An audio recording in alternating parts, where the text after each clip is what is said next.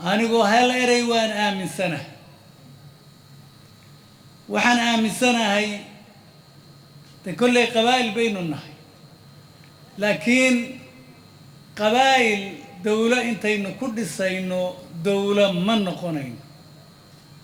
waxaynu u baahannahay iyadoo qabaa'ilka nafteeda lagu dhisaayo way dabcan dadkii baa sidaa u kooban laakiin qabiil waliba wuu leeyahay qof aqoon leh garanaya waajibka xilka loo dhiibto si fiican u gudanaya leeyahay kolkaan sidaa leeyahay oo leeyahay qabiil intaynu wax ku dhisayno dawlad noqon mayno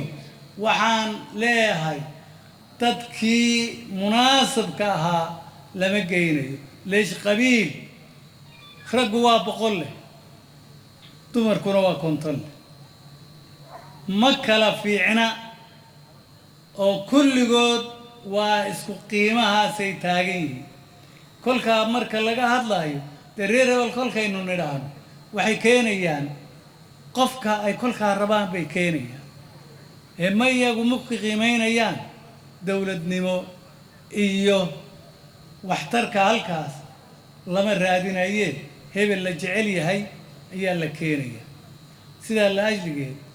dib yaynaanu noqonine hore aanu soconno halka fanaanintu waxayna yidhaahdeen taariikhdu dadkay bartaa duraad waxay faleen cidna ma diido cidna ma doono oo taa micnaheedu waa maxay taariikhda la soo maray haddii taariikh xun waa la soo mari karaa in laga digtoonaado laga fogaado taariikhda la soo maray waa fiicnaan kartaa in la isticmaalo horena loo mariyo weeye taa fiican sidaa la ajligeed madaxweyne xasan sheekh maxamed waxaan 100% hubaa 4 sano uu dalka soo hogaamiyey wuu garan karaa maxaa ka khaldamay 5 sanana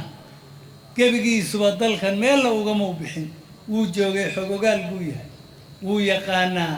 maxaa khaldanaa ee la maray waxaan 100% kalsooni ku qabaa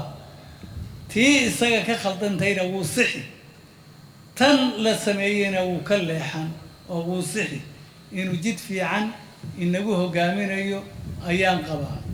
dib ha u noqonina